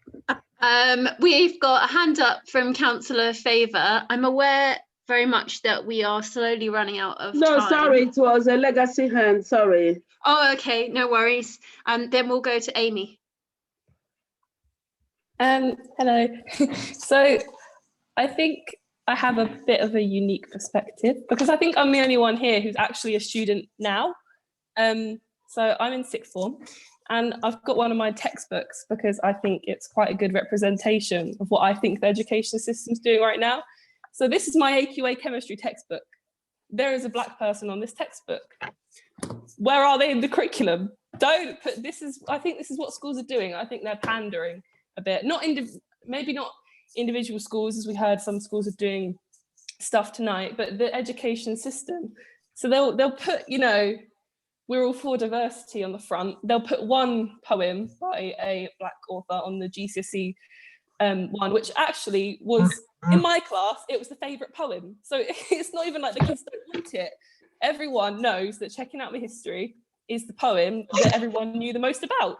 And people were interested to find out. So this is what I think schools are doing, is they're you know, doing some tokenism, some tokenistic gestures, but they're not going underneath, which is why I think it's important what Ali from John Henry Newman said about it has to start at the leadership and trickle down, because otherwise there's just going to be like a few PowerPoints in October and no real change. That's why it's got to come from the leadership. So I don't know how useful that was, but that was my perspective as a student. Thank you, Amy. Could I just also add to as well as BVL having a Black History School, Pauline Stephanie is also an amazing person to have. I know it was all COVID now, but if any of you are thinking on having a Black History, whatever, event or whatever for whatever time, it doesn't have to be for Black History Month, it could be any time of the year. You know, if BVL is not available, the person we personally as an organization, and I personally would recommend is Pauline Stephanie and her organization, which I don't think we've heard about, but Pauline's been doing this for years and knows about everything. She's my mentor. She's amazing. Pauline, do you want to mention about your organization a bit? So just we get that in. We absolutely can. I wonder if that might be a nice one to finish on, because I've got a couple of other hands up as well. Oh, yeah. So yes, sorry. Is that okay, Pauline? Yeah, sure. So we'll go Glenn and then Charlotte, and we only have 15 minutes left of our timed meeting, and I'm aware that it is getting quite late. If you had other issues or business you wanted to raise, can you pop them in the chat so that we can bring them up at the next community meeting, please?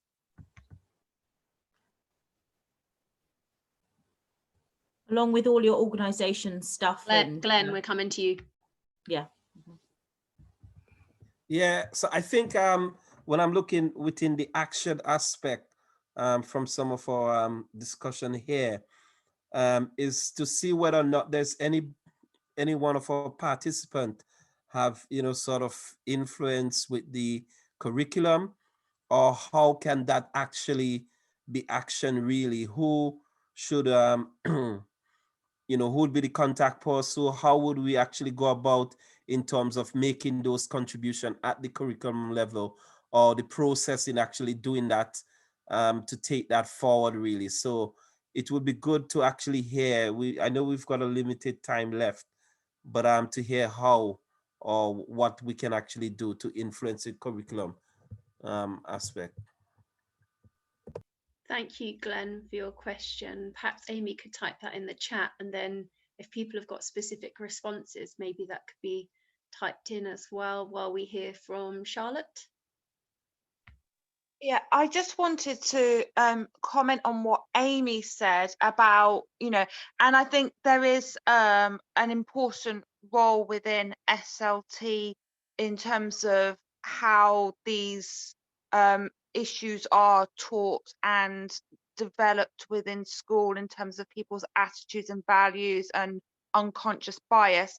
I'm just very, very mindful at the moment that SLT have an enormous mammoth task on their hands trying to navigate an ever-changing situation that's unprecedented in our history. And so I think it really also comes back to what one of the participants said earlier about being unafraid to be leaders where we are, and really trying to have that be that voice within our sphere of influence. I think, I really feel that at the present time, SLT, sure, they have a role and they have a very important role, and I take my hat off to anyone who's in SLT at the moment, but I think we do need to have some initiative as well, regardless of what our role is within education. Thank you.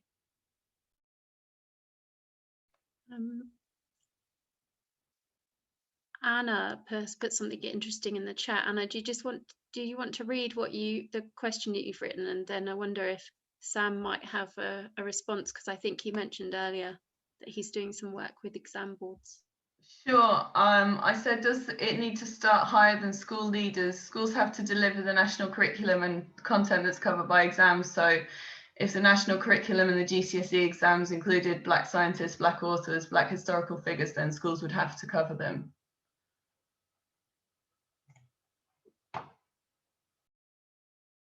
Maybe they just, Anna, sorry for that contribution, maybe they just need to look at science, because the science, how they're teaching it, is racist. I'm just going to put it out there.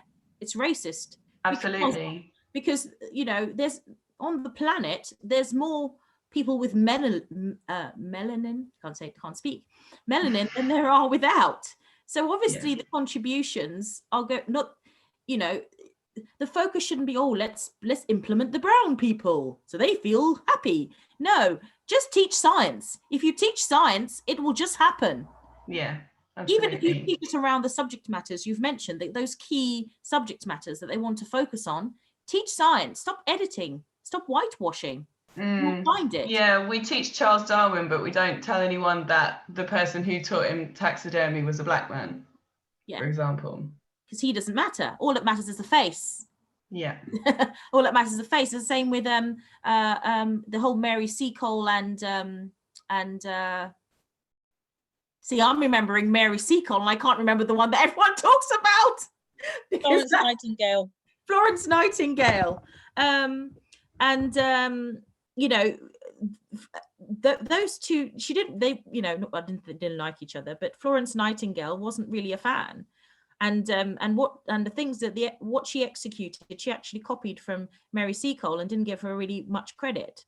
So yes, Mary Seacole is mentioned on the off cuff, but Mary Seacole did what she did from her heart. She wasn't even a nurse. They wouldn't allow her to be a nurse. She said, okay, if you say no, I'm going to pop myself over there and open my own stuff. Who says that? I'm going to go to a war zone and open a place to look after soldiers that really don't care for me because of my Black heritage. So someone like that is just amazing to me. But she's not celebrated like she should be. And it's not about, it's a brown person, let's be popular and celebrate the Black person. Let's celebrate what people did for Britain. The fact that Britain is even called Britain is a Black history. How about that? Start there. That's my contribution.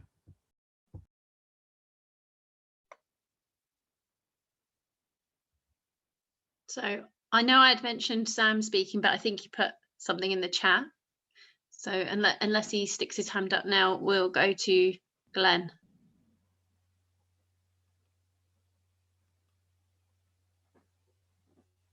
Yeah, thank you. To me, the government has a role to play, but we have a role to play at the foundation level too. so that if we start to teach it and the government start to see the changes that is bringing into the community, they'll be forced to implement it. But as at the moment, I think people are hesitant and saying that, oh, nobody will really receive it.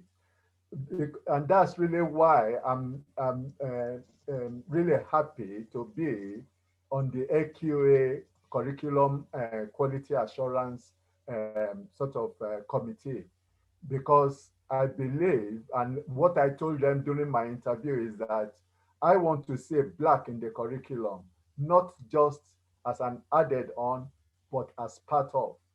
I mean, I kept saying that, and I mean it, because to me, unless we are seen as part of, not just an the tail part, okay, as the blood that is running in the system, okay, then that's really when things will have to change.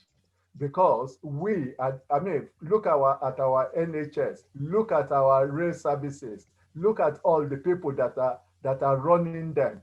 We are doing the work, all right, but we are not being recognized.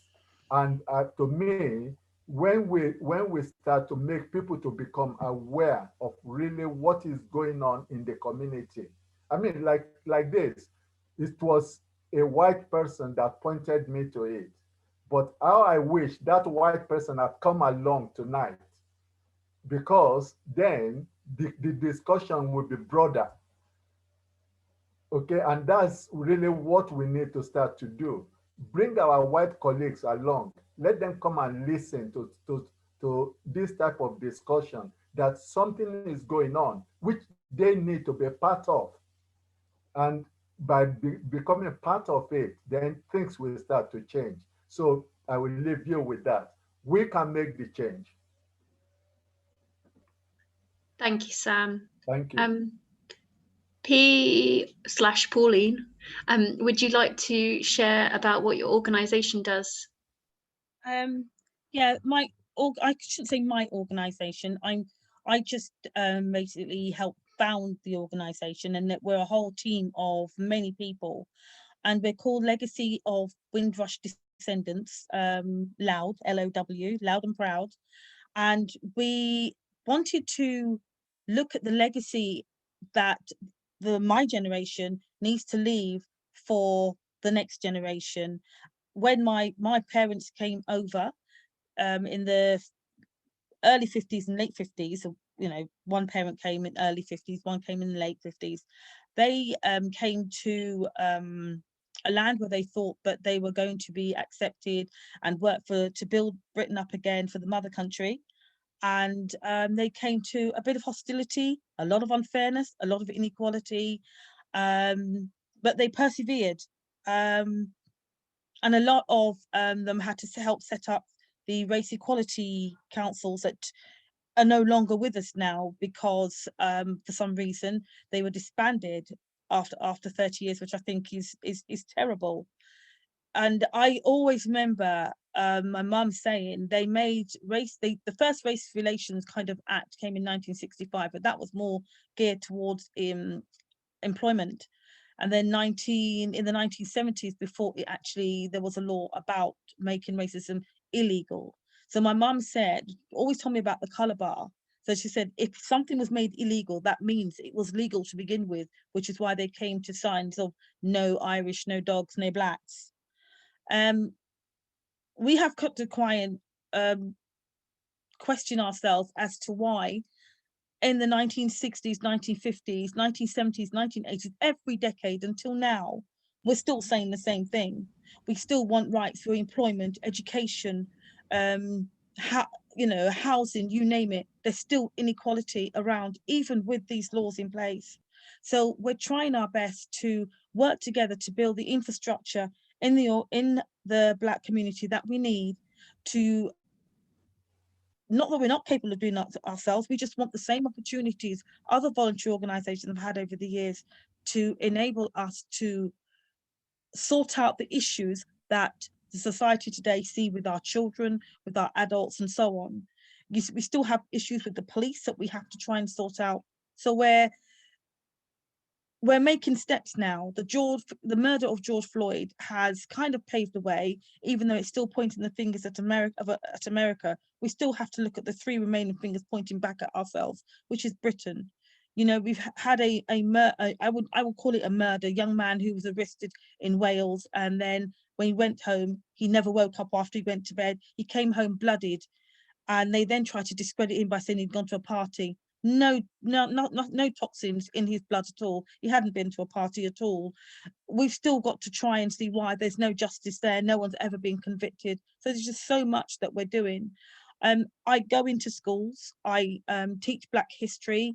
I find it a wonderful way of not just breaking down barriers, but building up the hopes of Black young people in the schools, and also breaking down barriers to how white people see Black people, because then they're finding out these different facts.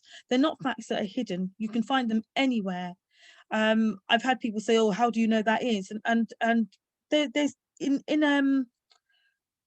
in the Vatican, you will find lots of Black history. In Germany, you'll find lots of Black history. You'll find Black history everywhere. There's a gentleman called Septimus Severus. His head, I don't know where's the rest of his body, is in Yorkshire.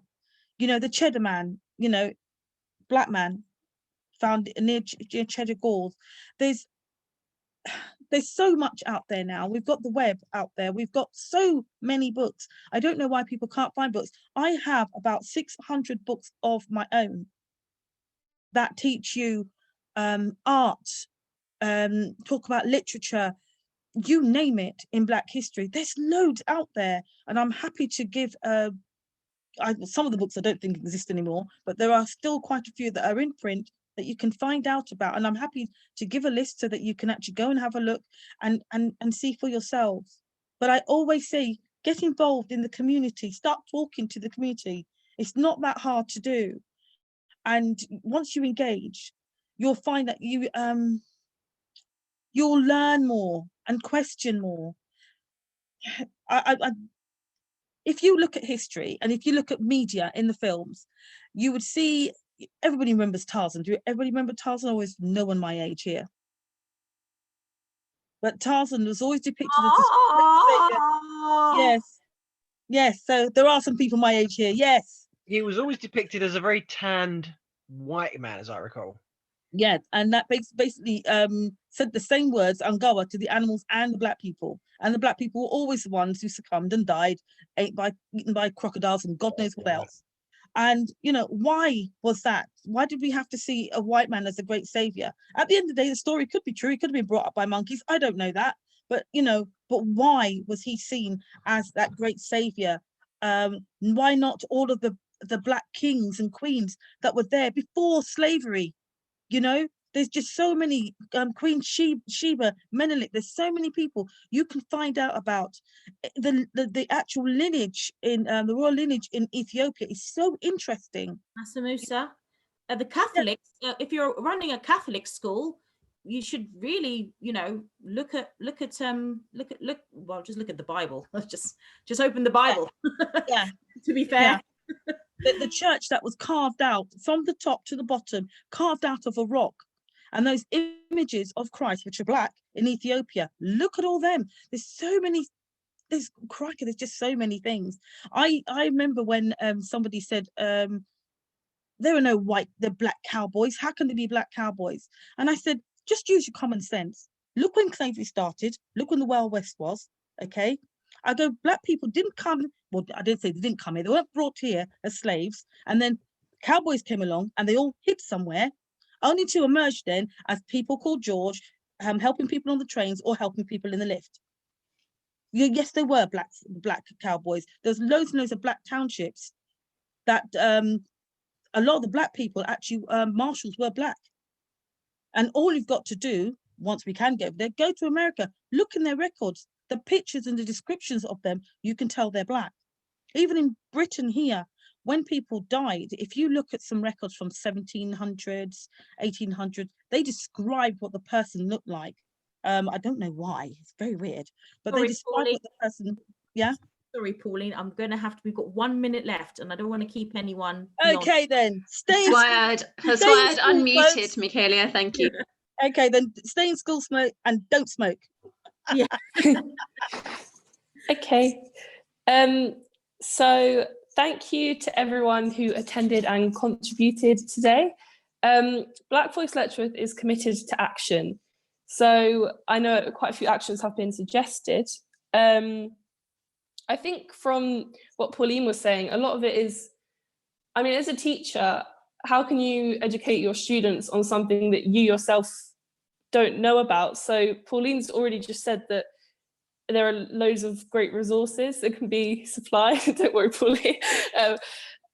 Yeah, and Glenn also said, sorry, I'm just scrolling to find it, that school governors, counsellors and teachers should continue to raise this issue of diversity in the curriculum at each forum. So don't just leave this meeting with just the fact that you've gone to a meeting. Leave with something in your head that you're going to go forward with. And also Sam said, yeah, use this forum to bring politicians, school leaders, parents, etc. together for this discussion. So, I mean, the next one, we do it every month. So just invite everyone in, because then the impact will be larger. The next meeting is the 26th of February. This meeting runs every last Friday of the month. And I encourage you all to come. It will get bigger because we want all of Hertfordshire in this meeting from every sector, coming and learning and contributing and getting support in their initiatives, rather than doing something within your school and finding it doesn't work. Come and learn and apply something else, change it up a bit, get advice, network, see what's working somewhere else. We don't have to stay in Hertfordshire. We can look at something in America working and speak to someone in America, because we're all online, implement it and try it. The worst that can happen is it doesn't work and you try something else. Let's keep trying till something works, because something will work. Yes.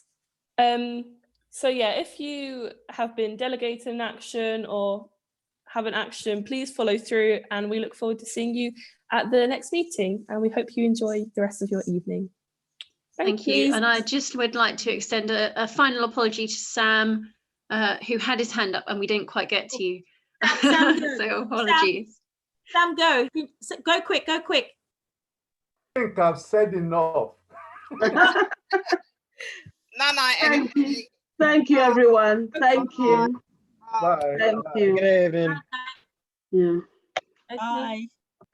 Bye, everyone.